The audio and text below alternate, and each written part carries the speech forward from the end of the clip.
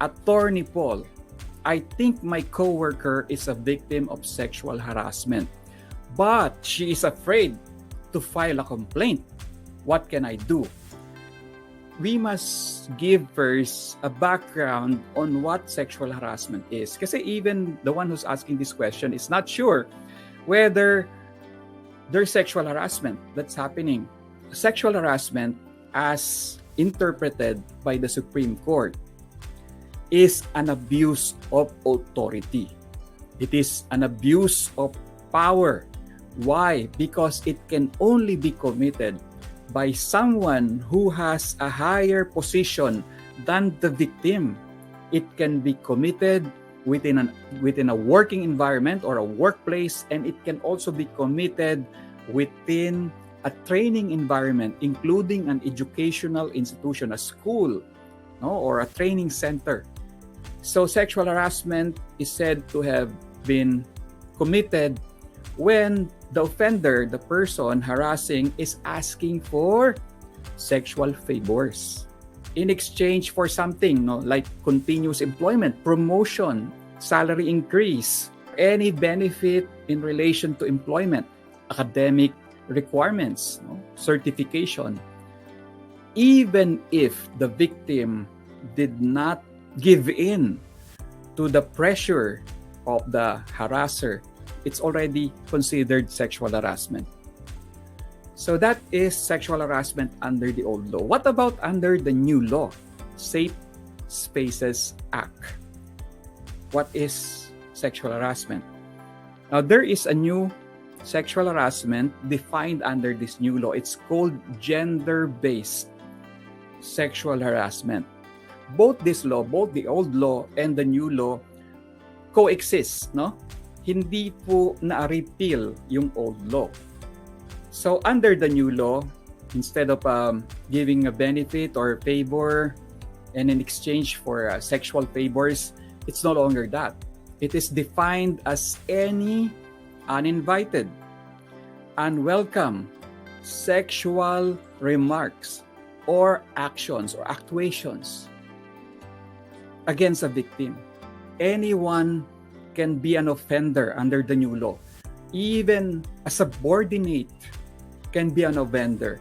Sexual harassment under the new law, under the Safe Spaces Act, can be committed almost anywhere.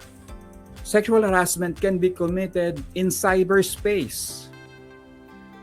It can be committed in the streets, in public spaces. So that is how sexual harassment is defined in the Philippines. Okay, let's go back to the question. Now, you have to bear in mind that the law is criminal in nature. So if it's a criminal complaint, you can go to the police. Eventually, the police and the barangay official will advise you to get a lawyer so you can file a criminal complaint with the prosecutor's office. Then that will be the start of the legal process in relation to the criminal side of the issue. However, sexual harassment is also an administrative offense. Yes, it's also an administrative offense.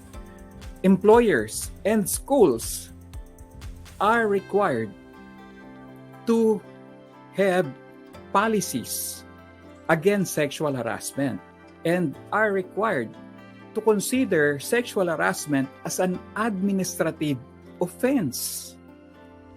So if we're talking about a working environment, if we're talking about an employee who is being victimized of sexual harassment, then company policies or school policies might apply.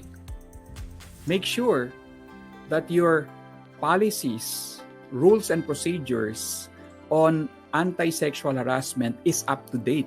That is one of the requirements of the Safe Spaces Act.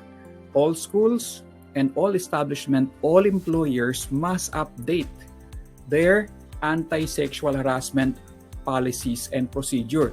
They have to constitute a committee which is called the Committee on Decorum and Investigation. This is a required committee, mandatory committee.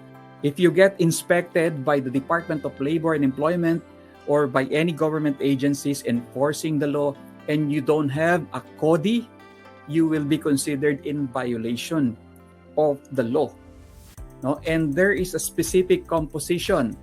The chair of the CODI must be a woman. At least 50% of the membership of this committee must be women. So check whether you are updated.